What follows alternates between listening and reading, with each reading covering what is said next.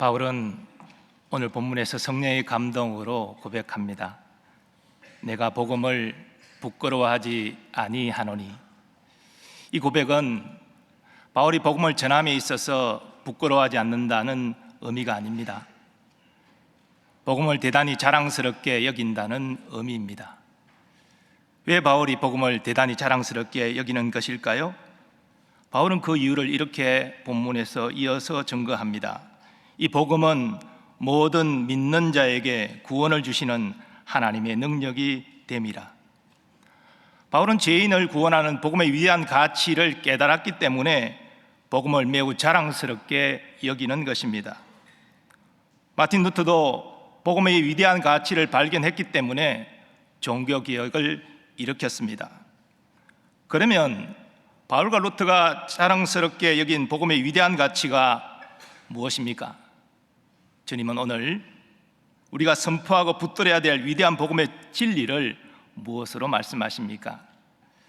먼저 주님은 하나님의 특별한 사랑을 선포하고 붙들라 말씀하십니다.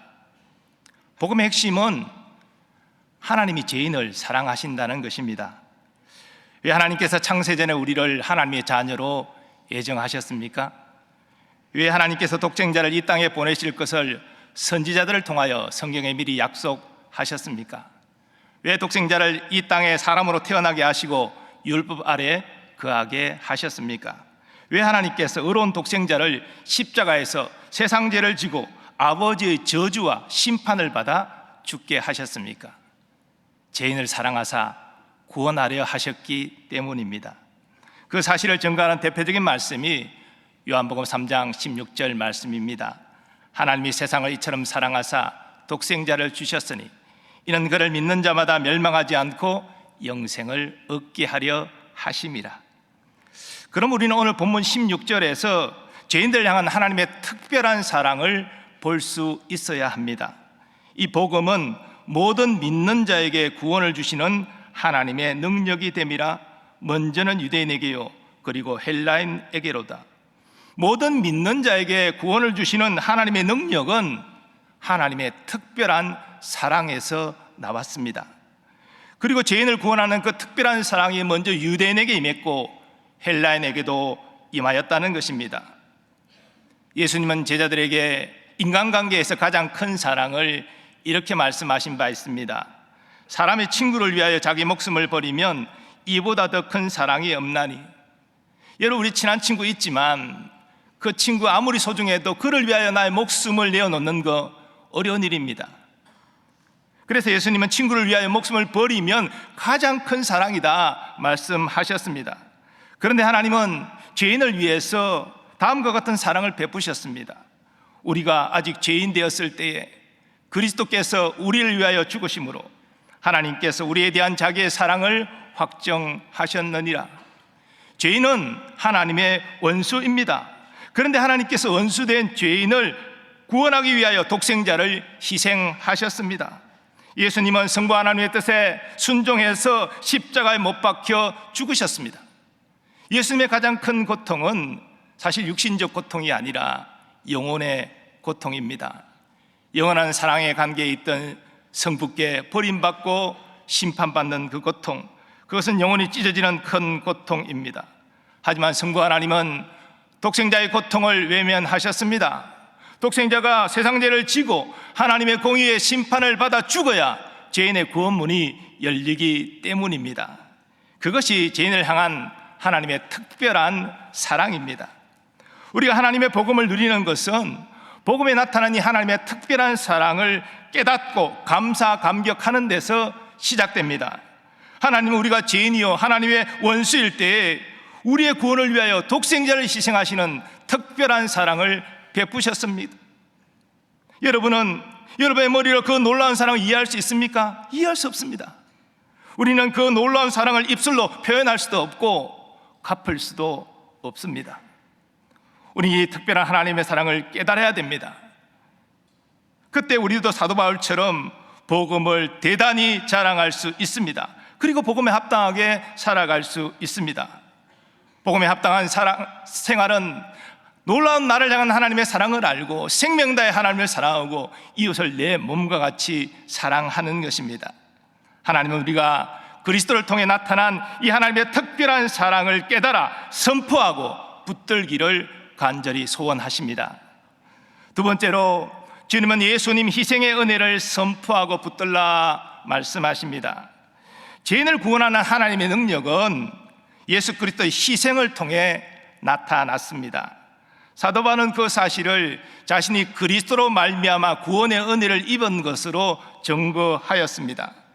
그러면 예수님이 죄인의 구원을 위하여 어떤 희생을 치르셨습니까? 먼저 예수님은 죄인의 구원을 위하여 자기 죄를 비우시고 종의 형체를 입고 사람이 되셨습니다. 또 하나님이신 예수님이 죄인의 구원을 위하여 율법을 지켜 100% 하나님의 의를 이루셨습니다. 그리고 십자가에서 우리 죄를 대속하여 죽으셨습니다. 이것은 예수님이 사랑하는 성부 하나님께 버림받는 가장 큰 희생을 치르신 것입니다. 그러므로 예수님은 말씀하십니다. 인자가 온 것은 섬김을 받으려 함이 아니라 도리어 섬기려 하고 자기 목숨을 많은 사람의 대속물로 주려 함이니라. 그런데 예수님의 희생과 이를 통한 죄인의 구원은 일찍이 이사야 선지자를 통하여 예언된 것입니다. 그가 찔림은 우리의 허물 때문이요 그가 상함은 우리의 죄악 때문이라. 그가 징계를 받음으로 우리는 평안을 누리고 그가 채찍에 맞음으로 우리는 나음을 받았도다. 예수님이 예언대로 이 땅에 오셔서 우리의 구원을 위하여 채찍 맞으시고 가시관과 거친 목과 창에 찔리시고 상하셨습니다. 성부 하나님께 저주받고 심판받으셨습니다. 예수님은 하나님의 독생자이지만 세상 죄를 지은 하나님의 어린 양이기 때문에 하나님의 진노와 심판의 대상이 되신 것입니다. 그래서 죄인이 우리가 믿음으로 제사함 받고 의롭게 되는 구원의 길을 활짝 여셨습니다. 이것은 예수님께서 자격 없는 우리에게 희생의 은혜를 베푸신 것입니다. 그러므로 우리는 우리의 구원을 위하여 희생의 은혜를 베푸신 예수님만이 우리의 유일한 구원자임을 확신해야 됩니다. 예수님은 우리를 위하여 율법을 지키셔서 하나님의 의를 이루셨기에 십자가에서 우리 죄를 대속하실 수 있고 또 우리에게 자신의 의를 전가하실 수 있습니다. 사도 바울은 그러한 사실을 이렇게 증거합니다. 하나님이 죄를 알지도 못하신 이를 우리를 대신하여 죄로 삼으신 것은 우리를 하여금 그 안에서 하나님의 의가 되게 하려 하심이라. 우리는 오직 예수님을 믿음으로 그리스도 안에서 제사함을 받고 그리스도 의를 전가받아 의롭게 되는 것입니다. 이처럼 복음은 예수님의 희생의 은혜 위에 세워진 것입니다. 그러므로 우리는 복음의 중심되는 예수님을 선포하고 붙들고 자랑해야 합니다. 세 번째로 주님은 성령님의 도우심의 역사를 선포하고 붙들라 말씀하십니다. 복음은 하나님의 복음이고 그리스도의 복음이지만 성령님의 도우심의 역사가 없으면 완성되지 못합니다. 오늘 본문에서 바울은 성령의 도우심의 역사와 관련하여 이렇게 증거합니다. 복음에는 하나님의 의가 나타나서 믿음으로 믿음에 이르게 하나니 기록된 바 오직 의인은 믿음으로 말미암아 살리라 함과 같으니라. 여기 복음에 나타난 하나님의 의는 우리 구원을 위하여 절대적으로 필요한 완전한 의로움인데 이 완전한 의로움은 예수님이 율법을 지켜 이루신 것입니다. 그런데 예수님이 율법을 온전히 지키시기 위하여 성령의 충만한 도우심을 받으셨습니다. 그리고 예수님이 이루신 하나님의 의가 죄인인 우리에게 전가되기 위해서도 성령의 도우심의 역사가 필요합니다. 회개와 믿음은 사람이 스스로 일으킬 수 없습니다. 사람은 본성이 부패해서 영적 능력이 상실되어 있기 때문입니다. 그러므로 그 상실된 영적 능력이 살아나 회개하고 예수님 믿으려면 성령으로 거듭나야 하는 것입니다. 성령께서 각 사람의 영혼을 거듭나게 하사 회개와 믿음의 역사를 일으키시는 것이죠. 그런데 바울은 본문에서 복음에는 하나님의 의가 나타나서 믿음으로 믿음에 이르게 한다라고 증거합니다. 여기 믿음으로 믿음에 이르게 한다, 난해한 구절입니다. 여러 해석들이 있습니다. 근데 그 해석 가운데 성령의 역사와 관련된 해석이 있습니다.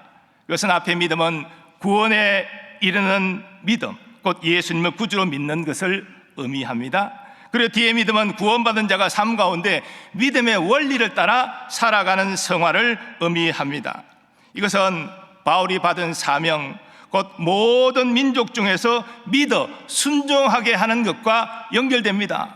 바울의 사역은 단순히 예수 믿는 것으로 끝나지 않고 순종하는 데까지 이어졌던 것이지요. 즉 각 사람은 예수를 믿어 의롭게 되지만 구원받은 이후에는 주의 말씀에 순종하여 실제적으로 의롭게 살아가야 한다는 것입니다. 그런데 우리의 구원도, 우리가 구원받은 이후의 성화의 삶도 성령의 도우심이 절대적으로 필요합니다. 성령께서 거듭남과 회개와 믿음으로 우리를 이끄실 뿐 아니라 구원받는 우리가 이 땅에서 복음에 합당하게 살아가도록 도와주시는 것입니다. 그러므로 우리가 복음을 누리려면 성령님을 알아야 합니다. 또 복음에 합당하게 생활하기 위해서라도 성령님의 도우심을 받아야 합니다. 그런데 감사하게도 성령님은 우리 안에 내주하셔서 우리를 돕기를 기뻐하십니다.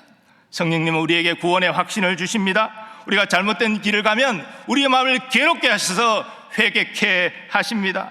성령님은 우리를 하나님이 기뻐하시는 기도를 올리게 하시고, 또한 우리가 성경을 읽을 때, 설교를 들을 때 잘 깨닫도록 도와주십니다. 또한 성령님은 우리가 성경 말씀 따라 거룩하게 살아가도록 우리를 도우시고 예수님을 증거하는 일에도 담대함과 지혜를 주십니다. 그러므로 하나님은 우리가 성령님과 교제하기를 원하십니다. 성령님의 도우심을 선포하고 붙들기를 간절히 원하십니다. 사랑하는 여러분, 우리의 구원은 우리의 종교적 열심이나 선행으로 이루어지는 것이 아니라 예수 그리스도를 믿음으로 이루어집니다. 이것이 우리에게 좋은 소식 복음입니다.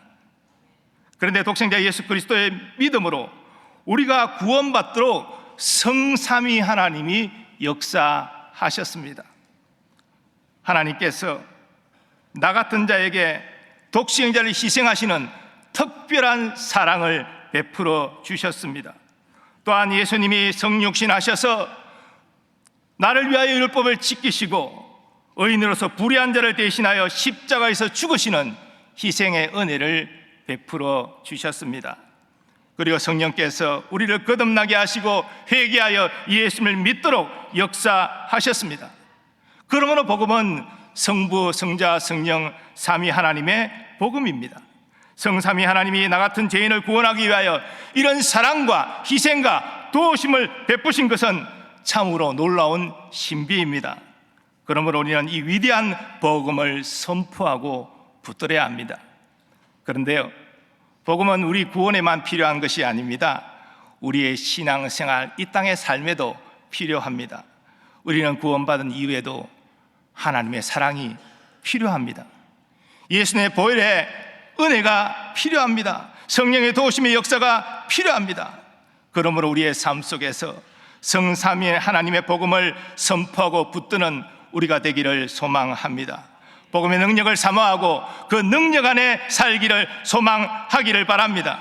그리고 이제 하나님의 사랑, 이웃 사랑을 실천하면서 복음 전파에 힘쓰는 우리가 되기를 소망합니다. 성삼위 하나님이 이 세상 끝날까지 우리와 함께 하시고 우리에게 은혜와 복을 더하여 주실 것입니다. 이것은 신실하신 하나님의 약속입니다. 거룩하신 하나님, 위대한 복음의 가치를 깨달아 선포하고 붙들며 살게 하여 주옵소서. 예수님의 이름으로 기도하옵나이다. 아멘.